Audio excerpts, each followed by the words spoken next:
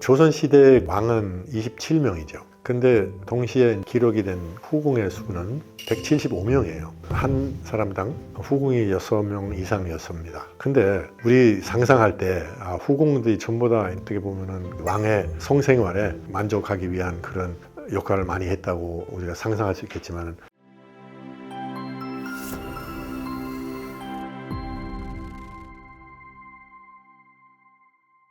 안녕하세요. 저 이참입니다. 저는 이제 한국에 귀화한 지 벌써 어느새 40년 정도 됐습니다. 그동안에 많은 일들을 해왔지만은 제일 아마 많은 사람들이 기억하는 것은 관광공사 사장, 그 전에는 드라마도 가끔씩 나오고 여러 가지 그 일을 해봤어요.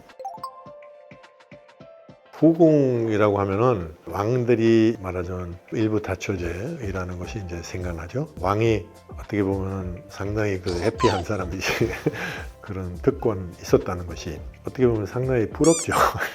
부럽기도 하지만은 또 한면은 골치 아픈 것 같기도 하고, 왜냐면은 인간관계라는 것이 이제 그냥 이렇게 쉬운 게 아니잖아요, 그렇죠? 왕들이 너무 많은 여자를 상대하다 보니까 제대로 된 관계는 과연 했겠는가? 잘 모르겠습니다. 또 우리나라 역사에는 후궁들이 만만치 않은 영향력을 또 미쳤던 것 같습니다. 그 중에도 이제 종이빈 같은 악녀, 진짜 악녀였는지 그것도 이제 보기에 나름이죠. 사실 기록된 역사들은 항상 기록하는 사람들의 편견이 개입되지 않습니까? 그래서 그분의 입장에서 봤을 때도 상당히 다른 해석이 나올 수도 있죠. 근데 저는 그런 것보다도 어떻게 보면 상당히 그때 여성으로서 사회적인 그 역할을 하고 활동하는 데는 상당한 장애가 많았잖아요. 그런데도 자기의 어떤 그 모든 실력을 다 발휘해서 영향을 미쳤고 또 성취했던 그런 것들이 있을 거 아닙니까? 상당히 그 매력적인 그런 인물들이 많은 것 같습니다. 조선시대 왕은 27명이죠.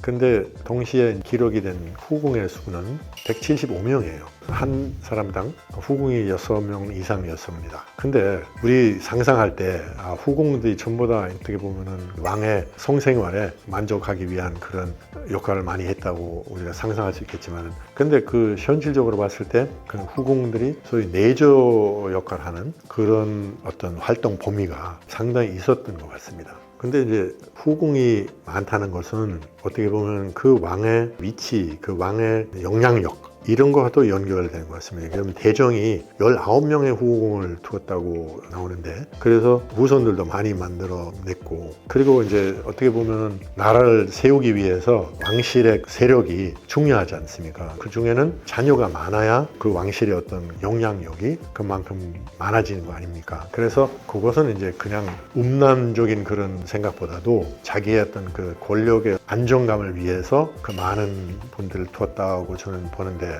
연산군은 또 많은 후궁이 있었다고 하는데 거기서 좀 상황이 좀 다른 것 같습니다. 그분이 이제 정말로 색이 상당히 즐겼던 그런 기록이 있는데 사실적으로 그런지 잘 모르겠지만 하여튼 스토리들 들어보면 그런 것 같습니다.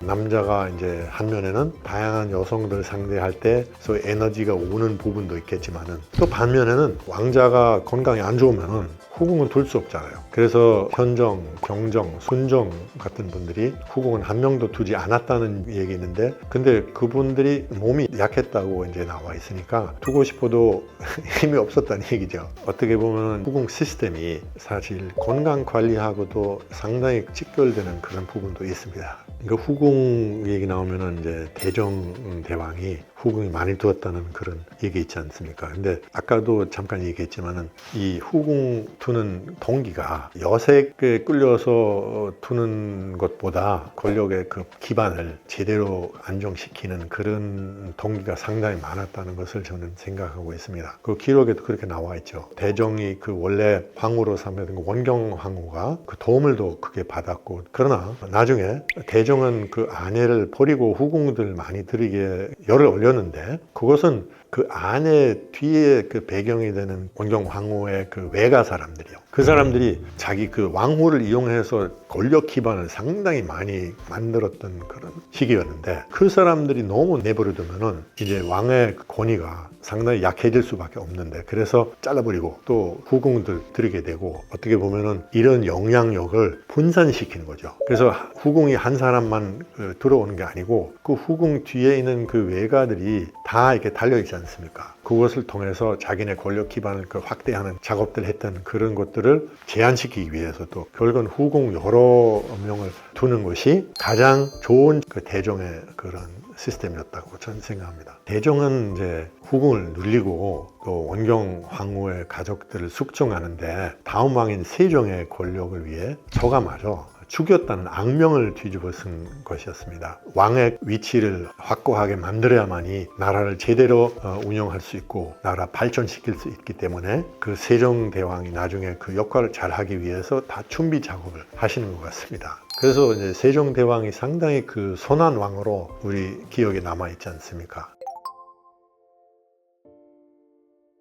물론 이제 대종의 경우에는 여러 가지 나라를 발전하기 위한 그런 생각으로 후궁들 많이 들였다는 그런 동기 있었다고 분명하지만은 근데 그렇다고 여색을 이제 즐기는 부분도 분명히 있었겠죠. 대종은 아이도 많이 낳고 후궁들 아이까지는 수십 명의 자식을 뒀고 또 그 외에는 자식도 있었겠지만은 근데 그거는 보통 정력으로 되지 않지 않습니까? 그러니까 여러 가지 비결이 있겠죠. 이제 식습관도 좋았고 사냥을 많이 즐겼다는 사냥은 상당히 격한 운동이지 어떻게 보면은 그리고 그 예를 들어서 음식 중에 재미있는 것들이 있는데 잠자리가 먹었다는 것인데 이런 잠자리들은 하늘 날면서 교미하는 게 있잖아요. 그래서 정력이 좋다고 생각했겠죠. 거기다가 뭐 생강이나 뭐 잠새구이나 잠새탕 이런 것도 뭐 여러 가지 정력에 좋다고 하는 그런 상징으로 있으니까 먹었고 서양에 또 사실 그 생강을 정력식품으로 인정하고 있습니다. 그런 거 먹으니까 이제 이렇게 자식들 많이 낳을 수 있었겠죠. 남자가 정력이 너무 좋다고 해서 그 여자 혼절하거나 복상사한다는 말이 있는데 그거는 잠새죽의 역할이었다고 이런 야사가 있습니다. 세종대왕만 해도 상당히 많은 그런 정력에 좋은 음식들 먹었다는 얘기를 있어요. 예를 들어서 수탉의 고환이나 숫소의 고환을 챙겨 먹었다고 그러는데 서양에도 사실은 그 스페인에 같은 경우에는 투구하잖아요. 그 소싸움 끝나고 죽은 소의 고환을 별미로 먹는데 그것도 정력이 너무 좋다고 이제 많이 알려져서 상당히 그 자는 사람이 많습니다. 거기다 뭐 연산군은 그 사향, 물론 사향도 지금도 뭐 여러 가지 한약에 들어가서 상당히 강력한 정력제라고 믿고 있지만 해구신은 물론이고 또 녹편 등을 이제 귀하게 먹었다고 하는 기록들이 있습니다. 특히 이제 곤충이 정력에 좋다는 얘기를 들어서 전국에서 곤충을 몽땅 잡아먹었다는 전설도 내려오고 있습니다. 물론 뭐 이제 연산군은 죽은 나이는 31세니까 너무 무리하게 그 정력에 집착했던 거 아닌가 그런 생각도 하게 됩니다. 오늘은 그 조선시대 왕들의 그 정력에 대해서 많이 얘기했는데 정력이 좋으면 모든 건강 상태가 좋으니까 좋은 약재, 좋은 식습관, 또 좋은 생활 습관 우리가 유지하면은 몸은 건강하고 마음은 행복하고 힘차게 살 수 있다는 것을 우리가 기억할 필요가 있다고 생각합니다. 오늘도 감사합니다. 끝까지 시청해 주셔서 감사합니다.